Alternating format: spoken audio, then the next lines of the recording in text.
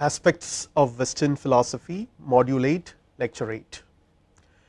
This lecture will be concentrating on the theme modern philosophy, or rather it aims at introducing some of the major concerns of modern philosophy, its background, the context in which modern philosophy became relevant in Europe. All these aspects will be very briefly covered by this lecture. So, when we talk about modern philosophy, it refers to a unique period in the history of European thought, and this is very unique, or this is very special, because we have already seen some of the very important contributions of ancient Greek thought, and then from the ancient Greek thought we have discussed afterwards we have discussed the contributions of medieval philosophy, or the Middle Ages, philosophy in the Middle Ages, where philosophy has become subservient to the theological or religious concerns, or it has become theology. There is no independent philosophical thinking available for almost 1000 years, which this period is designated as the Dark Ages. And when we come to modern period, there is a kind of re-emergence of free philosophical rational thinking. So, this is what we designate as modern period in European thinking.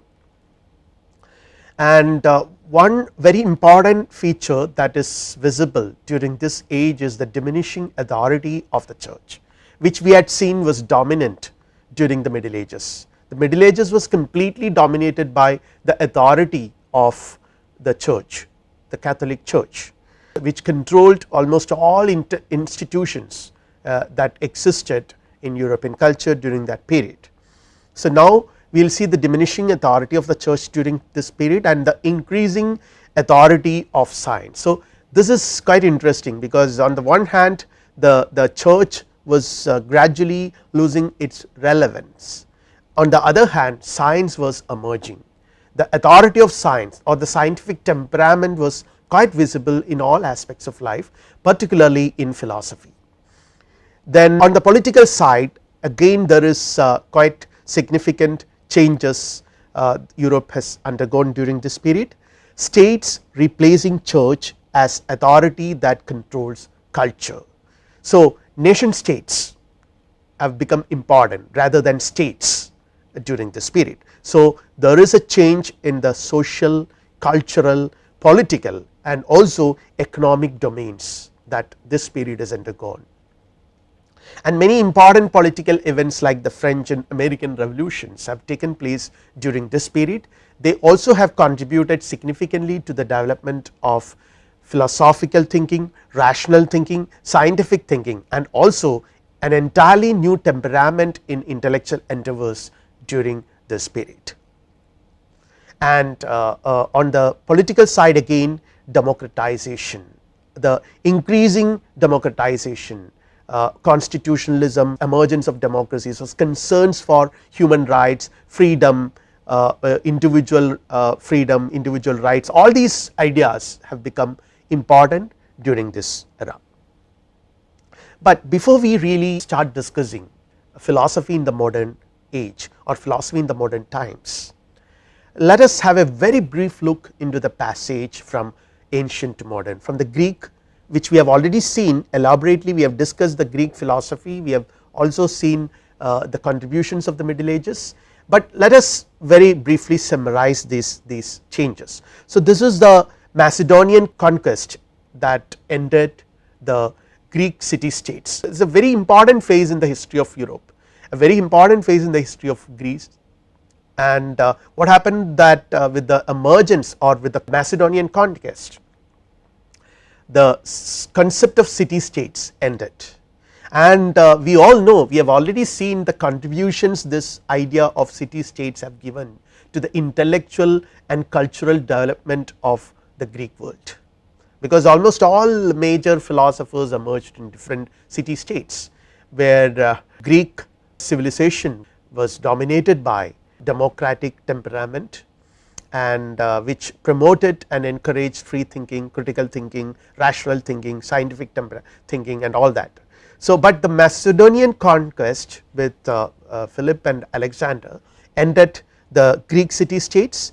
the Macedonians were later on conquered by the Romans. So, the Roman conquest of the Greek world, again the Macedonians were conquered by the Romans, and the Romans were later on conquered by the barbarians. So, these are the political social changes that Europe has undergone in the ancient time, from its passage to, from the ancient to the middle. So, the decline of the Roman Empire by the barbarian invasions, and by 5th century by the weakening of the Roman Empire, Christianity had become the official religion of the empire, and church has become the most powerful organization in Europe. We have already examined this, we have already discussed this in the previous lecture. So, I am not elaborating it here. And when we talk about Christian domination, which again to summarize, Christianity as an institution based on unquestionable faith and rigid dogmas in the place of free, rational, independent philosophical thinking of the Greeks. So, this is what has happened with this domination of the church, the Catholic Church, and the cultural milieu of Europe during those middle ages. So, the rational, free, independent philosophical thinking was replaced by dogmas, rigid dogmas, and unquestionable faith. The church destroyed many writings and works of art of the ancient civilization, charging them for being pagan, unchristian, and immoral.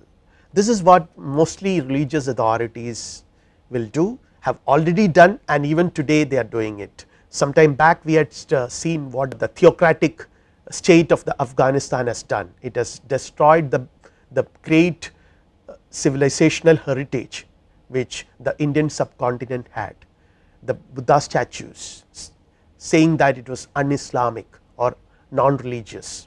So, similarly the Catholic Church has destroyed many writings and works of art of ancient Greek and Roman civilization, charging them for being unchristian or non-Christian. And social, cultural, economic, and political domains were dominated by the church, and there was a kind of visible shift from rational to supernatural, from logical to revelational, because as we have already seen, the Greek philosophical thinking or the Greek intellectual temperament was logical to the core, it was rational to the core, it was critical to the core. This was replaced by an idea of revelation, because Christianity as a religion affirmed that the highest form of knowledge is not possible through the employment of mere human intellect, or human intellect is incapable of knowing the ultimate reality by employing its own powers. Real knowledge, genuine knowledge, highest form of knowledge is rather revealed according to the Christian tradition. It is never discovered or found out by the intellect with its own efforts, rather it was given to it as an act of mercy by God.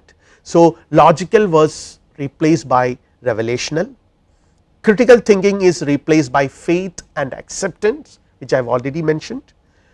Openness is replaced by domination and tyranny. During this period, the middle ages, we could see that many attempts by scientists and free thinkers for critical thinking was curbed by the Catholic Church. They were killed, people like Bruno, Galileo, all these people were prosecuted and even tortured by the Catholic Church for promoting independent scientific thinking, which goes against its dogmas and a faith based knowledge system.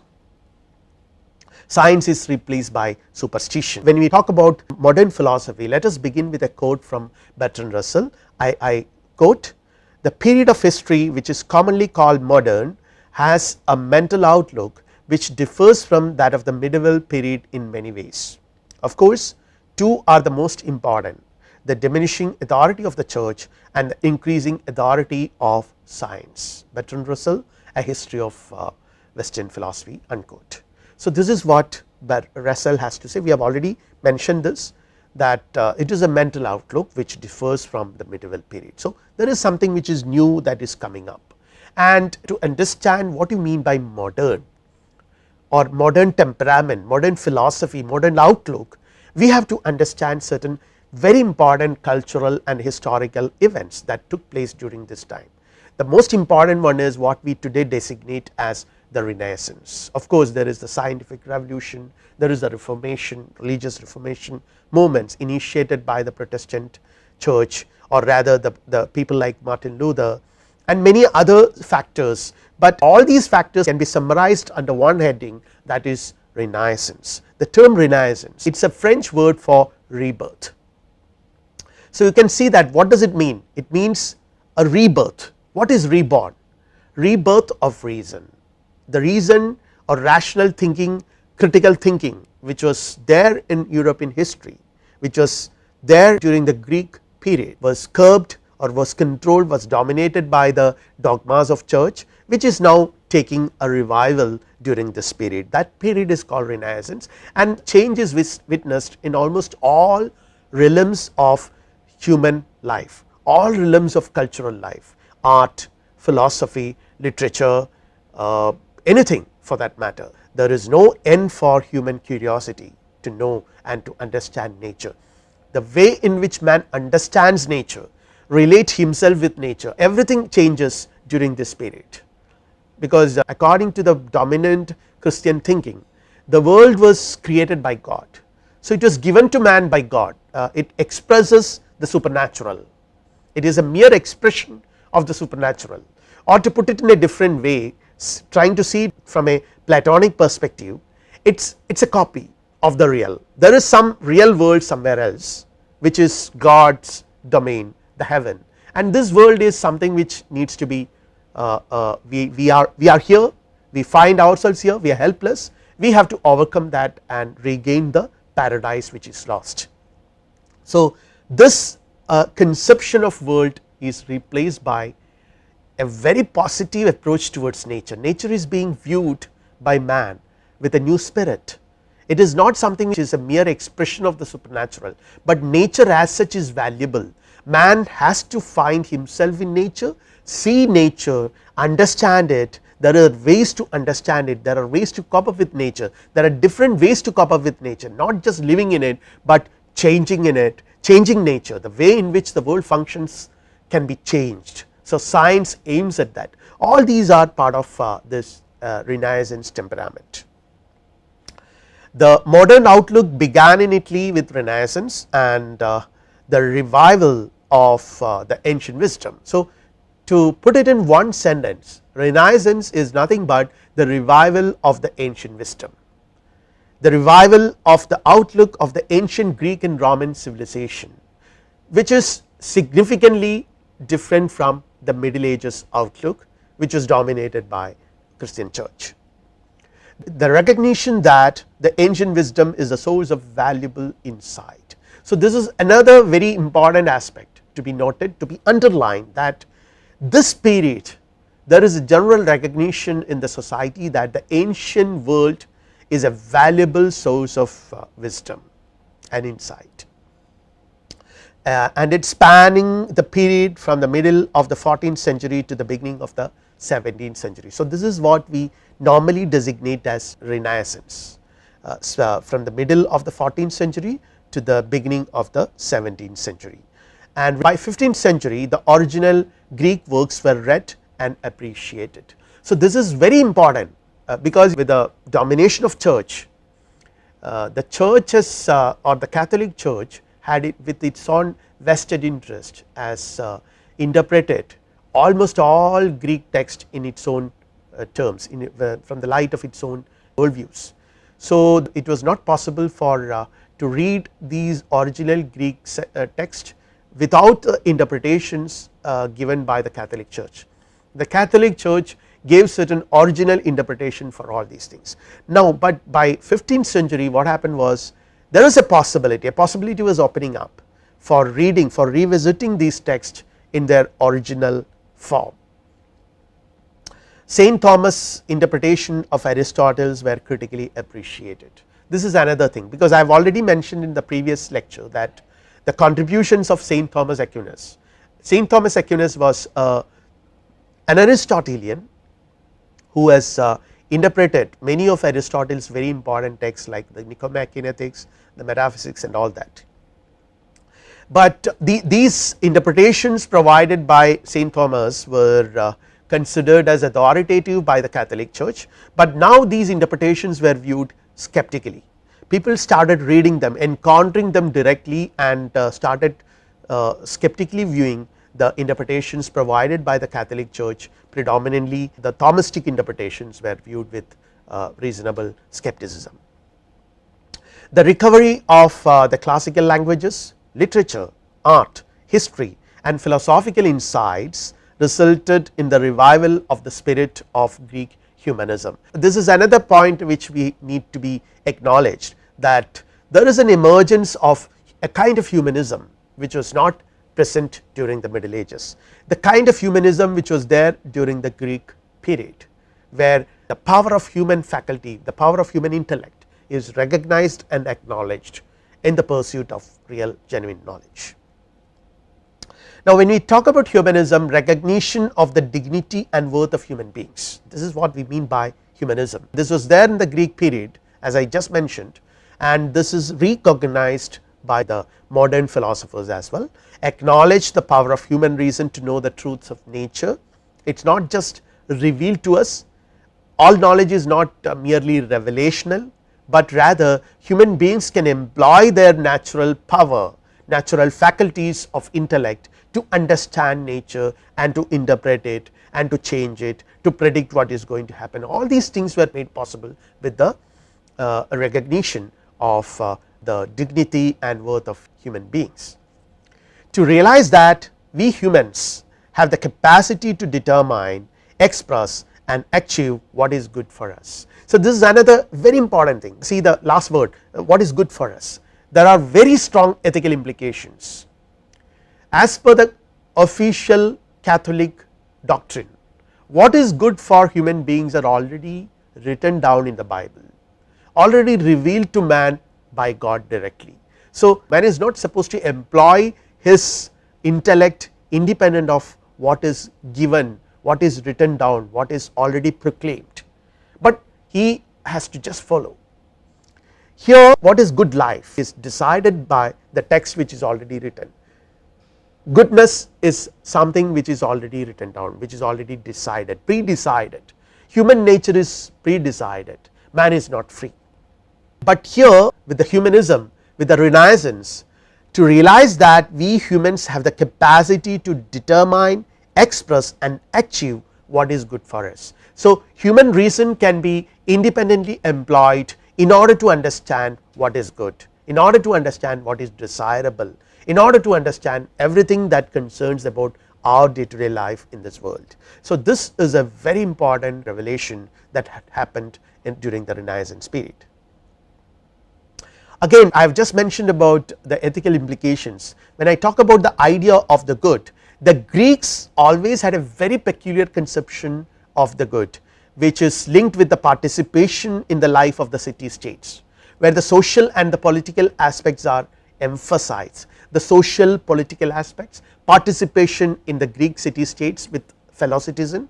So, you listen to each other, there is a kind of approach, there is a kind of tolerance, there is a kind of openness to what others have to say, the views and opinions of others is very important.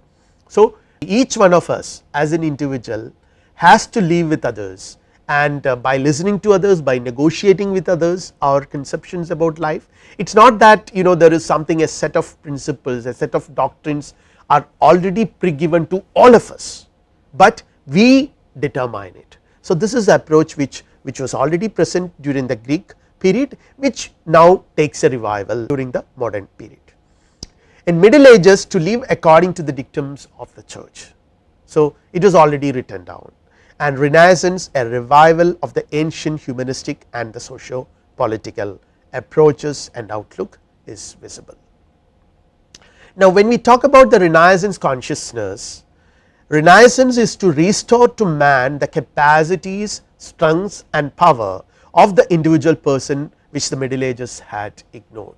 So, it is to restore to man his capacities and strengths which is actually he possesses, and this is to recognize the dignity of man and emphasis on individual achievements. So, it is not that everything humankind has achieved reflects the eternal kindness and mercy of the divine. No, human beings have certain abilities, certain capabilities to attain things. So, emphasis on individual achievements, superiority of the culture of the ancient world and not the present one. So, there is a recognition that the ancient world was superior, the Greek world was superior. Looking ahead to a new model of life. Now, you have to reshape your life, remodel your life based on insights, valuable insights that are available in the ancient traditions, revisit them, directly encounter them and try to imbibe them to the new modern situations. Now, another very important element that characterized the emergence of Renaissance outlook and modern philosophical perspectives is the rise of science. Very important this is, because modern science emerges during this period, and we can see that many important scientists like Copernicus, Kepler, Galileo and Newton are the preeminent scientists during this age, though there are many others. These four are the most important ones, and we could see that Copernicus's heliocentric view of the universe has overthrown existing paradigms. Catholic Church has subscribed to a conception of universe, how the universe was created, the God created the world, and all these conceptions, all these pre-modern conceptions were overthrown by Copernicus' heliocentric view, which very boldly proclaimed that the sun is at the center, and Kepler came up with mathematical interpretations of the heliocentric view. So, now you are presented a theory based on certain observations you made, certain systematic observations you made, and these observations were further reinstated and justified in the light of mathematical interpretations, which is provided by Kepler, and Galileo developed the observation method with mathematical interpretations to new insight. There is a celebrated statement made by Galileo. Galileo's period is very important in the whole history of human intellect, the whole history of Western philosophy or Western history. This is very important period, because it was Galileo who brought together in a very systematic way, in a very emphatic manner, the two elements of scientific temperament. On the one hand, the empirical observation, and on the other hand, mathematical interpretations. So, Galileo's famous statement that nature is an open book written in the language of mathematics testifies this. Nature, I repeat, nature is an open book written in the language of mathematics. So, if you know the language, you can read it. To know the language, you have to learn mathematics. To read it, you have to observe. Now, observation needs to be synchronized with mathematical interpretations. With this synchronization, modern science was born. And again, what happens as a consequence of this emerging scientific temperament is that the belief or faith based worldviews were replaced by the reason based scientific outlook. Everything, for everything that happens in this world, for everything that we see around us in this world, has a purpose, has a reason, not a purpose, has a reason behind it. Why is it that apples fall down?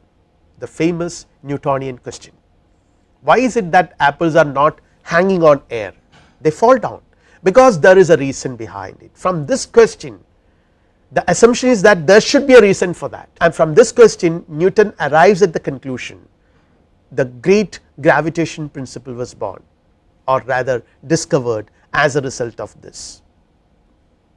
Now, Copernicus and Galileo brought together the two important elements of scientific method. I have already mentioned it, the empirical, which is based on observation and experiment, and the rational, which employs mathematical deductive reasoning. Now, we have seen the context, the kind of context in which modern philosophy took its emergence. Now, when we talk about philosophy during this period of Renaissance, we can see that it is not a very rich period. Philosophically, it is not a very rich period. It has not produced first rate thinkers. Even Descartes is who is hailed as the father of modern philosophy, comes after Renaissance. But at the same time, we have to acknowledge that modern philosophy which began with Descartes would not have been possible without Renaissance. So, Renaissance is the essential, the necessary prerequisite background for the emergence of modern philosophy. The basic philosophical activities that the Renaissance period witnessed were thinkers from various traditions revisiting the study of Plato and of course of Aristotle as well, but Plato was also read very carefully, because we have already seen that with Saint Thomas interpretation of Catholic principles in the light of Aristotelian philosophy, Aristotle became the most prominent thinker in the European intellectual milieu. This was changing from the times of Renaissance. There is a kind of revival of the interest in the study of many other philosophers other than Aristotle, particularly Plato. And now this is what Bertrand Russell says: it encouraged the habit of regarding intellectual activity as a delightful social adventure, not a clustered mediation aiming at the preservation of a predetermined orthodoxy. So, there is a purpose. The purpose is the habit of regarding intellectual activity as a delightful social adventure, not just where you just admit whatever is there given handed down to you by the tradition. And again Saint Thomas's, we have already seen this, interpretations of Aristotle's were skeptically viewed, and the authority of both the Roman Catholic Church and the Holy Roman Empire began to decline, and a new look at philosophical issues, ancient philosophy texts and approaches took place. So, when we talk about the major philosophical activities during the Renaissance age, it consisted of this revisiting of the ancient text from a new light. And this is from Socrates to Sartre, the philosophical quest by Levin. I quote: with the coming of the Renaissance there occurs an expression of a humanistic faith in man, in his powers to direct his life and the life of his society toward freedom and justice, together with the sense that this power, which had been a possession of the individual in the ancient Greek world, had been lost in the world of medieval Christendom, unquote. So, to summarize, Renaissance actually asserts it is an expression of a humanistic faith in man, in his power to decide, to direct his life and the life of society around him. It is not that something which is already pre-given to him, these ideas are not pre-given to him, he has to sort of find it out, clarify it to himself and others, learn from others and lot of other things. Now, when we look at the cultural impact of Renaissance, we could see that this is more visible in the field of art and literature, because art and literature had seen a tremendous developments during this period of Renaissance, during that few centuries, 2 or 3 centuries. We can see that independence of art and literature from religious dogmas and mythology. This is the most significant aspect of Renaissance art. If you examine Renaissance art, paintings, sculptures and other things, this is quite visible, that independence of art from the dogmas and mythology of religion, portrayal of human glory and not just suffering and death. We could see that during the Middle Ages art was dominated by the glorification of suffering and death, which is part of the Christian mythology, where the suffering of Jesus. So, this suffering was highlighted by most of the Middle Ages art forms. Death was glorified during this period, because there was a visible skepticism about the life in this world. Life in this world is conceived, or it is considered as a result of a sin, the original sin. I mean, it is an impact of the original sin which human beings have committed in the heaven. But instead, during the Renaissance period, there is a portrayal of human glory, and art and literature turn away from Christian themes to nature as it is seen and perceived. I have already mentioned this a few minutes back, that the way in which man finds himself in nature, understands nature, relate himself with nature, which includes both animate as well as inanimate world and other human beings. Everything changes with Renaissance. Art and literature now turn away from Christian themes to nature. So, nature is reflected in the Renaissance art in a very different way, and in that reflection we could see humanism, we could see a kind of very positive outlook towards life, and even afterlives are contemplated in a different fashion by the Renaissance thinkers. Overcoming of body negativism, which is also the result of the scientific temperament, because as we have already mentioned, body was treated as something which is the result of the original sin. So, some body is negatively viewed by the Christian world, by the Catholic world, and this is what we normally understand as body negativism. Body is something which needs to be kept away, and this was interpreted from the light of Platonic and Aristotelian philosophy by the Middle Ages philosophers, by the scholastic thinkers. But with the emerging new temperament, this body negativism was overcome. We could see that art and literature, particularly paintings and sculptures, were increasingly highlighting the beauty of the human body. The human body is once again became a theme. It was an eternal theme for the Greco-Roman civilization, which was not very dominant during the Christian period, during the Middle Ages. Now it comes back, it is revived, the beauty, the glory of the human body is highlighted. And if you examine the domain of science, again you can see that there are several new insights about the functioning of the human body. People like Leonardo da Vinci and all these people have studied the human body thoroughly, and there is a view that body is just like any other machine. It's a machine just like any other machine. It has got certain mechanical movements, the rules of mechanics the control the movements of the body as well. And nature became interesting in itself, not just as an expression of the supernatural. I have already mentioned this. Nature is interesting in itself, it is beautiful, and we human beings are fascinated by its beauty, and we have every right to enjoy it, to appreciate it and enjoy it and express it, our experience. So, Renaissance artists were all occupied with this appreciation of the natural beauty and expressing this experience through their works of art. The return of the Greek joy in living. So, this is another aspect of Renaissance philosophy which was absent during the Middle Ages, where life is always considered as something which is gloomy, something which is negating the eternal joy. So, the life in this world is always considered as an antithesis to the eternal life which is there in the heaven. But here the return of the Greek joy, what here means is that the happiness and joy human beings are capable of experiencing by being in this world, from the objects of this world. So, your sensual pleasures are once again viewed or approached positively, which was not the case during the Catholic period.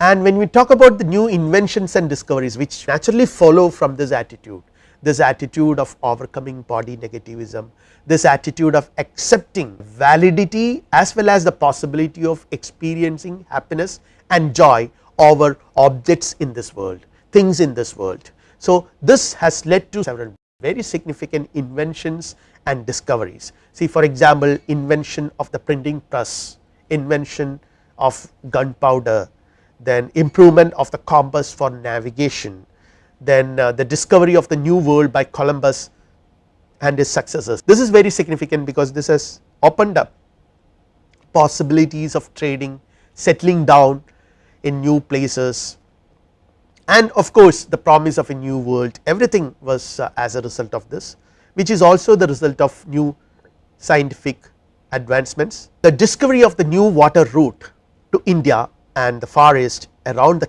Cape of Good Hope. So, it has encouraged trading and commercial activities and contributed to the material and development of European men. Rise and growth of the Protestant Reformation of Martin Luther, I have already mentioned this. this is on the religious front, where the Catholic dogmas were challenged by people like Martin Luther, who highlighted the need for approaching and understanding the biblical text from the perspective of certain new insights. Because this is very important, because this marks the emergence of hermeneutics, modern hermeneutics, because Catholic Church has already given certain quote unquote official interpretations of the biblical statements. Every biblical expression was officially interpreted by the Catholic Church or the churchmen, schoolmen. Some of these interpretations were challenged by others, but the church was not ready to accept them. Gradually this is grown, and there was a call for reformation in the whole conception of religion, and Martin Luther was the prominent one to initiate it, which has ultimately then resulted in the birth of the Protestant church. So, the Protestant opposition to Catholic dogmas or Catholic interpretations they have resulted in the emergence of hermeneutics. We can see in the works of Schleiermacher and William Dalthey, particularly Schleiermacher, who was concerned about the question of interpretation of original text, initially of the Bible, later on everything that is expressed. Now, to come back to the question of the philosophy in Renaissance, renewed study of Aristotle, which you have already mentioned, free from the scholastic interpretations of Aristotle's work, secular and scientific approaches, and emergence of humanism with emphasis on moral philosophy that address the question of virtue and distancing from epistemological and metaphysical issues. Platonism was reintroduced with renewed interest in Platonic themes, and again the revival of Stoicism, Epicureanism, skepticism, all these were part of the Renaissance philosophical temperament.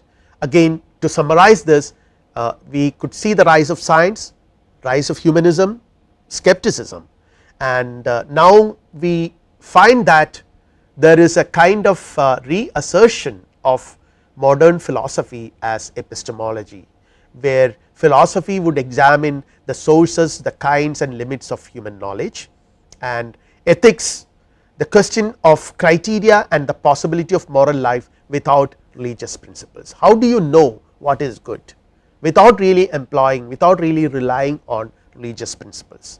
And metaphysics, questions of reality, universe and God. These questions were also re-articulated and explored, examined from the perspective of the new insights gained as a result of Renaissance.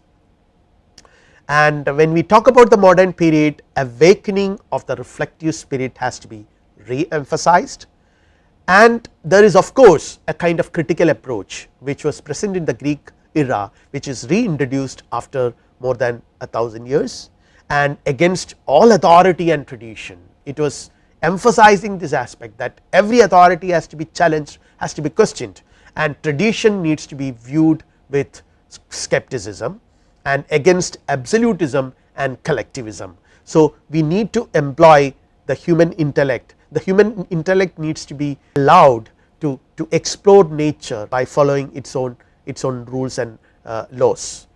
Then assertion of freedom in thought, feeling and action. State took the place of church, states more towards constitutionalism and democratic institutions. So, the emergence of individualism. So, you could see that there is an overall change in all aspects of life during this period. Then again, when it comes to philosophy in particular, reason becomes the only authority in philosophy and science. Truth needs to be achieved through free and impartial inquiry. It is not something which is a result of revelation as the Christian theologians thought it was, but it has to be achieved through free and impartial inquiry, and theology lost its importance. The practical applicability of knowledge is emphasized during this period. That is the reason why science has become very important. And with this background, we will see the most important features of modern philosophy. Some of the features of modern philosophy are: number one, independent search for truth. What I mean by independent is, as I already mentioned, free from the dogmas, free from the religious and other dogmas that was inherited by the Catholic Church. In this aspect it resembles the ancient Greek thought. It is rationalistic. Human reason is the highest authority, nothing else but reason is the only arbiter. It is naturalistic because it attempts to explain inner and outer nature without supernatural presuppositions. So, later on we would see that in modern philosophy some of the themes of modern philosophy are mind and body dualism. Mind constitutes an independent domain of reality which is inner nature. World, body is the domain of the external world which includes our body, material bodies. So, these are all very important philosophical themes of the modern age which the modern philosophers try to approach from a very critical and rational perspective. And then finally, last but not the least, scientific, keeping in touch with the new sciences, the new sciences that were emerging. We could see that almost all the modern philosophers right from Descartes onwards were very closely following the developments that were taking place during the modern period. This is basically given by these features were basically given by Frank Tilly in his book A History of Philosophy. And again the emergence of rationalism and empiricism as independent and opposing schools of philosophy is a very important feature of modern philosophy. We are going to see this in detail. These are the two very important schools of modern philosophy, rationalism and empiricism. The impact of modern scientific understanding on philosophy. Philosophy regains the status of a foundational discipline as epistemology. This is another aspect which needs to be understood in modern age, because in ancient philosophy was truly a foundational discipline, because ancient philosophers conceived philosophy as the discipline which would examine the foundations of all human reality. So, philosophers were reality seekers, they were trying to understand truth, they were trying to understand reality. What is that reality out of which everything is constituted? That was the primordial philosophical question. So, philosophy was a true foundational discipline, but later on you could see that philosophy has been reduced to the level of merely a support to theology or religious faith and belief and all that by the Middle Ages. And even during the Renaissance philosophy never had a very major role to play, because it was basically considered as, I mean, with the emergence of science philosophy literally lost its glory. Philosophy was the foundational discipline by means of which we human beings know and understand nature, but now with the emergence of modern science with its peculiar and unique methodology, modern science is better equipped to understand reality, to understand the world, to know the world, to have knowledge about the world. So, what will happen to philosophy? Philosophy lost all its glory. Now, philosophers during the modern period were trying to reassert the importance of philosophy in human life as a foundational endeavor. What is it? It is epistemology. All sciences, of course sciences are concerned with knowledge, they deal with knowledge about one or other particular department of the universe, but philosophy is a discipline which deals with knowledge as such. It raises the question, what is knowledge? How can you say that something is knowledge? What is the criteria by applying which we distinguish between knowledge and opinion? So, what is knowledge? What are the kinds of knowledge? What are the sources of knowledge? What are the limitations of knowledge? These are some of the very important philosophical concerns during the modern period. So, philosophy as epistemology regains its foundational status during the modern period, and philosophy's objectives are re-articulated as epistemological objectives. No longer deals with the question of ultimate reality, philosophy deals with knowledge, I mentioned it, the nature, kinds and limitations and sources of knowledge. So, we can see that before we summarize the kind of philosophical approaches, philosophical systems which we are going to deal under the heading of modern philosophy. So, we can see that it starts with Descartes, who is considered as the father of modern philosophy, who is followed by another philosopher Spinoza and Leibniz. So, these are people who are called as rationalist, they are the rationalist. And then on the other hand we could see that there was a different philosophical approach that was developing in the British world. This is basically in the non English speaking European countries like France and Germany. Descartes, Spinoza and Leibniz. Descartes was a French, and but these philosophers mostly were British. So, we normally call it as British empiricism. The most prominent ones are John Locke, Berkeley and David Hume. So, these are the two opposing traditions of modern philosophy, rationalism and empiricism, and we could see that these two opposing traditions were brought together into one single framework to explain the new modern temperament that is emerging by Immanuel Kant in his critical philosophy. So, Kant really functions as a junction which brings together these two systems, and from there we can see two independent developments or several independent developments, but basically and fundamentally two streams are quite visible. One in the direction which goes upwards, like people like Hegel, Fichte, Schelling, and then Marx, Karl Marx, then Schopenhauer, Friedrich Nietzsche, all these people who develop what today we understand as the continental philosophical tradition, which ultimately culminated in the development of phenomenology by the German philosopher Edmund Husserl, hermeneutics by Gadamer and Heidegger, then existentialism by Jean-Paul Sartre and many others.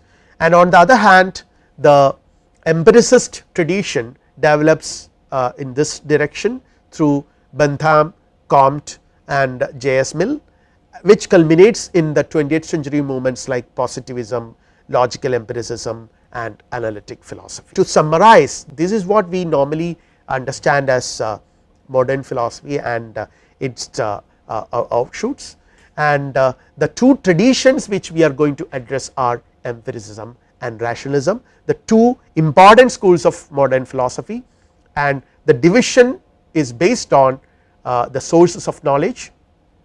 What is the question is, what is the source of knowledge?